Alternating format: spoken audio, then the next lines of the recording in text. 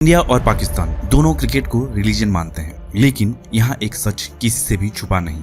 पाकिस्तान कभी भी इंडिया जैसा क्रिकेटिंग पावर हाउस नहीं बन पाएगा, ना ट्रॉफीज में, ना स्टेडियम में और ना ही सिस्टम में। क्यों? आखिर ऐसी क्या बात है जो हर बार इंडिया को आगे ले जाती है और पाकिस्तान को पीछे खींच लेती है? इस वीडियो में हम कुछ ऐसे पॉइंट पे फोकस करेंगे जिनके बारे में आपने सुना तो होगा बट एनालाइज इस तरीके से कभी नहीं किया होगा। तो मैं नहीं बोलूंगा कि इस वीडियो को लास्ट तक देखना, बट एटलीस्ट पॉइंट नंबर 5 और 6 को मिस मत करना, जो कि आपके दिमाग को हिला के रख देंगे। चैप्टर 1, पैसा और पावर। इंडिया और पाकिस्तान के क्रिकेट के बीच सबसे बड़ा और सबसे इंपॉर्टेंट डिफरेंस है पैसा। एक क्रिकेट बोर्ड के लिए पैसा लाइफ ब्लड की तरह होता है। इसी से स्टेडियम बनते हैं, एकेडमिक्स चलती हैं और प्लेयर्स को मोटिवेशन मिलती है। यहाँ पर दोनों देशों के बीच का फासला आप सोच भी नहीं सकते। बीसीसीआई सिर्फ दुनिया का सबसे अमीर क्रिकेट बोर्ड नहीं है, ये एक इकोनॉमिक पावर हाउस है और इसका सबसे बड़ा रेवेन्यू सोर्स है इंडियन प्रीमियर लीग, हाँ आईपीएल। और ये था इंडिया के लिए टर्निंग पॉइंट, एक टूर्नामेंट जो सिर्फ एक क्रिकेट लीग नहीं बल्कि एक $1 बिलियन इंडस्ट्री बन गया है। आईपीएल का वैल्यूएशन $11 बिलियन क्रॉस कर चुका है। हर सीजन में 70,000 प्लस करोड़ रुपए के ब्रॉडकास्ट डील्स, प्लेयर्स की सैलरी जो दुनिया के किसी भी लीग को शॉक कर दे। इमेजिन कीजिए, एक अनकैप्ड इंडियन यंगस्टर कभी कभी 5 से 10 करोड़ तक की बिड ले जाता है। ये पैसा सिर्फ क्रिकेटर्स की जेब में नहीं जाता, ये पैसा दोबारा सिस्टम में लगता है। नए स्टेडियम्स बनते हैं, एकेडमिक्स खुलते हैं, ग्रास रूट लेवल पे क्रिकेट में पैसा लगता है। इसीलिए इंडिया हर सीजन एक नई टैलेंट फैक्ट्री बन जाता है। आज एक सुमन गिल है तो कल एक दूसरा रेडी मिल जाता है। आईपीएल की एक सीजन की कमाई पूरी पाकिस्तान सुपर लीग के सालों की रेवेन्यू से भी ज्यादा है और यही पैसा बनाता है फर्क। इंडिया ने क्रिकेट को $1 बिलियन एम्पायर बना दिया है, जबकि पाकिस्तान अभी भी सर्वाइवल मोड में खेल रहा है। लेकिन क्या पैसा ही सब कुछ डिसाइड करती है? एक्सपर्ट का मानना है कि सिस्टम भी उतना ही मैटर करता है जितना कि पैसा। इंडिया में एक प्लेयर रणजी ट्रॉफी से गुजर के एनसीए के अंडर ग्रूम होके फिटनेस और एनालिटिक्स के साथ तैयार होता है, जबकि पाकिस्तान में स्ट्रीट क्रिकेट से आया एक लड़का नेक्स्ट दिन इंटरनेशनल डेब्यू कर रहा होता है। और जब हम पीछे मुड़ कर देखते हैं, 20 साल पहले इंडिया और पाकिस्तान ऑलमोस्ट बराबर पर थे।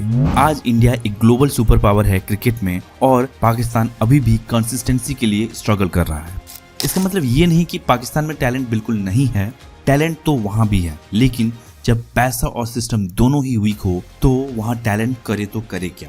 और पैसा, हाँ पैसा सिर्फ एक साइड ही है कहानी का। अगला सवाल और भी गहरा है। अगर पैसा हुआ भी, क्या आपके पास एक डोमेस्टिक स्ट्रक्चर है जो क्रिकेट को वर्ल्ड क्लास बना पाए? और यहीं पर इंडिया और पाकिस्तान का असली गैप समझ में आता है।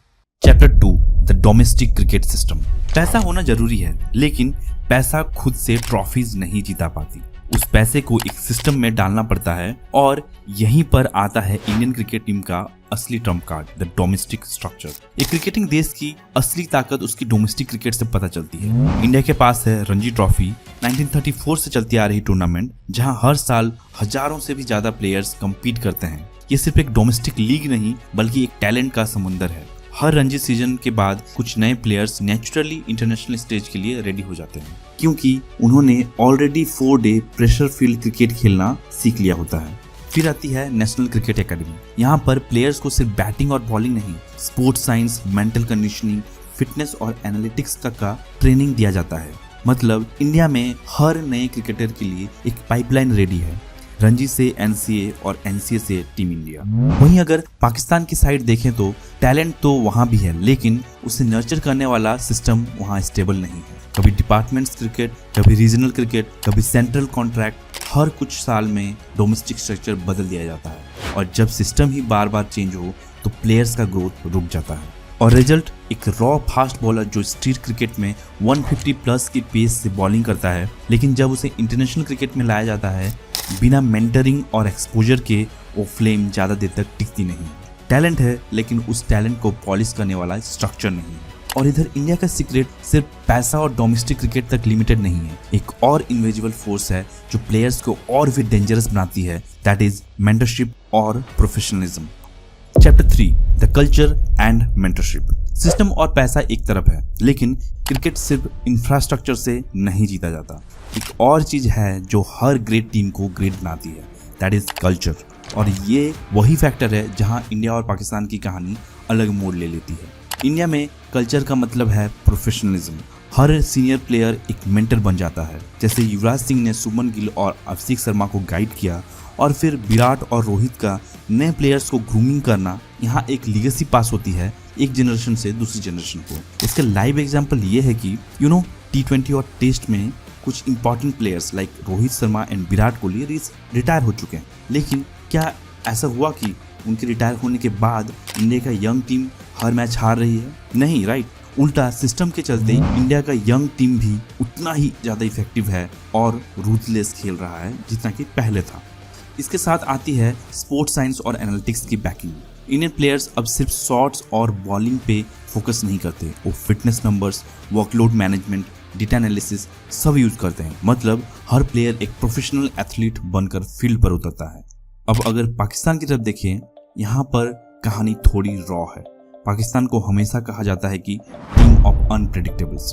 एक दिन दुनिया का बेस्ट नॉक खेलेंगे, दूसरे दिन 50 रन पे ऑल आउट। ये अनप्रेडिक्टेबिलिटी कभी स्ट्रेंथ लगती है, कभी वीकनेस, और इसका रीजन है फॉर्मल मेंटरशिप और स्ट्रक्चर प्रोफेशनलिज्म की कमी।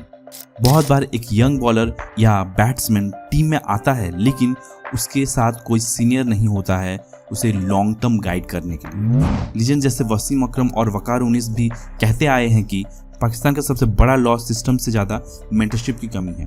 टैलेंट तो है, लेकिन उस टैलेंट को स्टेबिलिटी देने वाली गाइडेंस मिसिंग है। तो इंडिया और पाकिस्तान का डिफरेंस क्लियर देखने को मिलता है, पैसा, सिस्टम और कल्चर। लेकिन एक और बड़ा सवाल बचा है।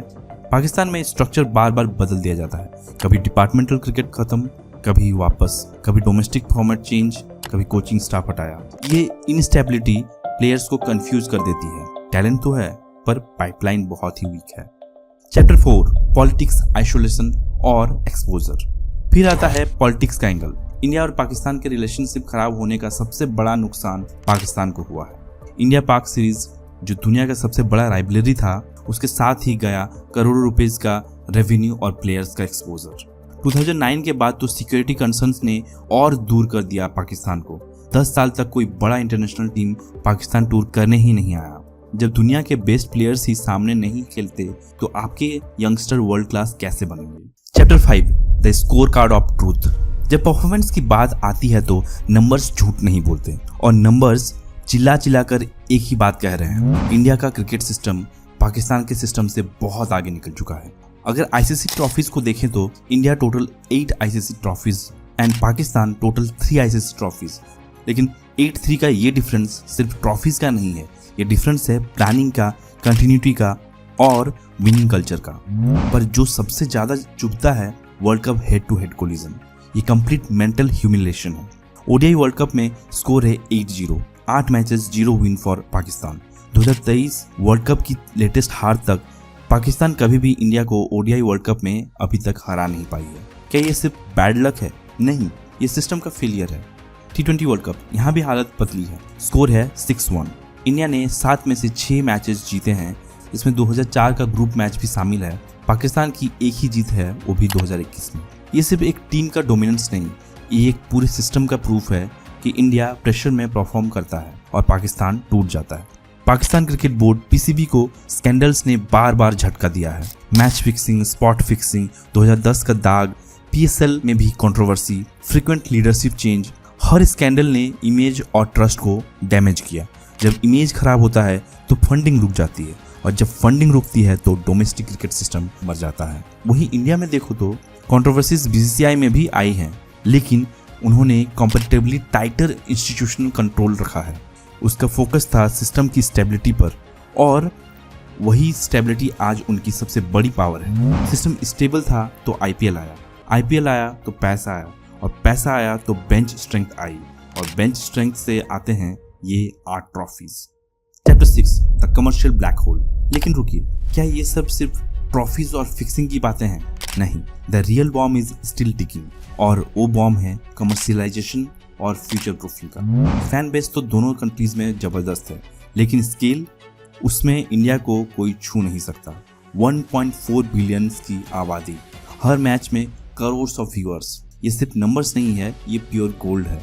जब इंडिया में एक छोटा डोमेस्टिक मैच होता है तो वो पाकिस्तान के बड़े इंटरनेशनल मैच से भी ज़्यादा पैसा कमाता है। यही है वो आखिरी कील जो पाकिस्तान के सिस्टम के ताबूत में ठोकी जाती है। स्पॉन्सर्स की लाइन लगी रहती है इंडिया में, पाकिस्तान में वो लाइन दिखती ही नहीं है। जब पैसा नहीं आता तो डोमेस्टिक स्ट्रक्चर को फंडिंग नहीं मिलती, जब फंडिंग नहीं मिलती तो न्यू टैलेंट कहाँ से आएगा, जब नया टैलेंट ही नहीं आएगा तो इंडिया का बेंच स्ट्रेंथ पाकिस्तान से कितना आगे निकल जाएगा, सोच के देखो। और फिर आता है फ्यूचर प्रूफिंग, जहां इंडिया ने मास्टर स्ट्रोक खेल दिया है।